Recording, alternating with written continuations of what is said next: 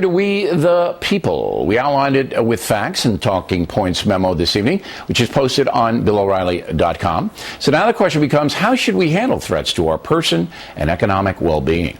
Joining us now from Washington, Fox News political analyst Charles Krauthammer. So the threats right now, I think, are twofold. Economically, so a lot of people are living paycheck to paycheck, and wages are going down, and expenses are going up. And then there's the terror threat. I mean, Putin, see a direct threat to us right now with the Ukraine? Probably not. It's more annoying and embarrassing than anything else.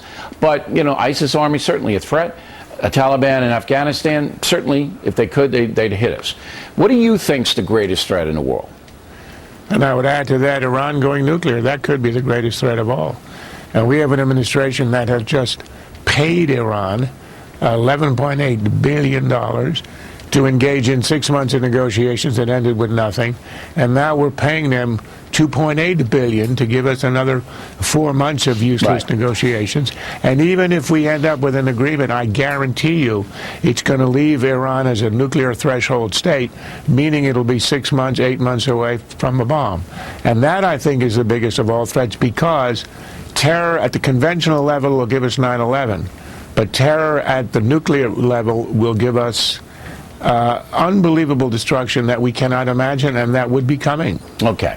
Now, Kirsten Powers, top of the program, a liberal woman, but not crazy. I mean, she'll criticize President Obama when she believes it's necessary. Well, there are non-crazy liberals. Yeah, I mean, and I got the tip of the day on that in a minute. But not many, but some. She puts forth that, hey, it's always been this way in the world, and it's unfair to lay all this on President Obama and to call him weak and anything else, that he's doing just as well as Reagan did. Look, it's true that it's always been this way. There's always been instability. There have always been bad actors. And sometimes it's been worse. When the bad actors were the heads of Germany and Japan, that was a lot worse.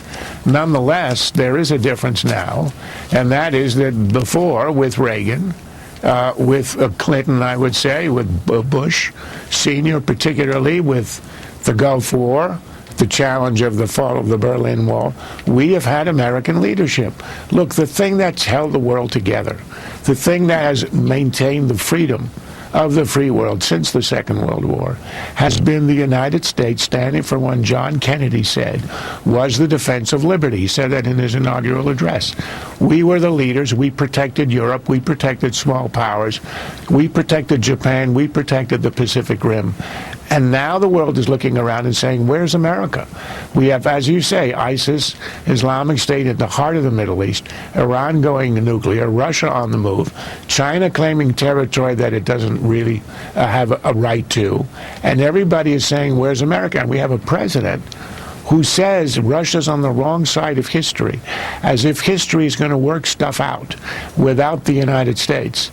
And that's probably a belief of his. It's an ideological belief of his. But what it means is our allies are unsure if there's anybody to back them up, and our enemies are thinking we now have a free rein to do exactly what we want, because the sheriff has gone home. Certainly Putin feels that way. Now, let's shift it back into the domestic arena. All right, so the people are sitting there after 6 months of a Democratic administration, and the economy is still nowhere.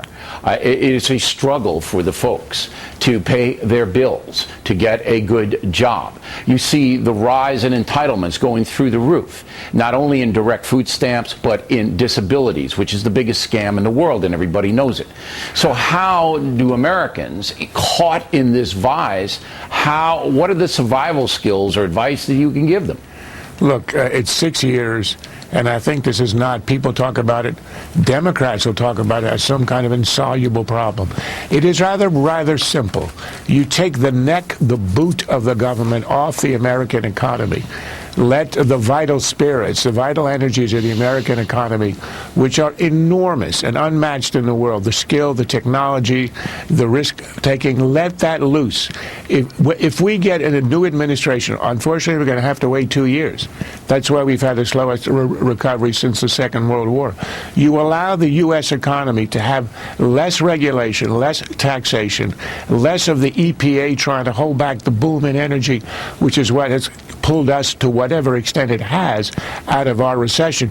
You allow all that to happen, the American economy is going to go gangbusters. But you need the leadership in Washington to, as you said, right. allow it, and you may not have that. You know? We're going to have to survive 2.5 more years. But I'm not sure that the folks who voted in Barack Obama twice are going to admit their mistake and see it your way, especially when the entitlements are flowing, Charles. The demographics are changing. The education is declining. The machines are addicting. We're a different country now. Well, look, your theory is, and it's one that it could be true, you know, every once in a while you get it right, is that there are fundamental changes in the country that means it will choose dependency. I happen to believe that that tipping point is reachable.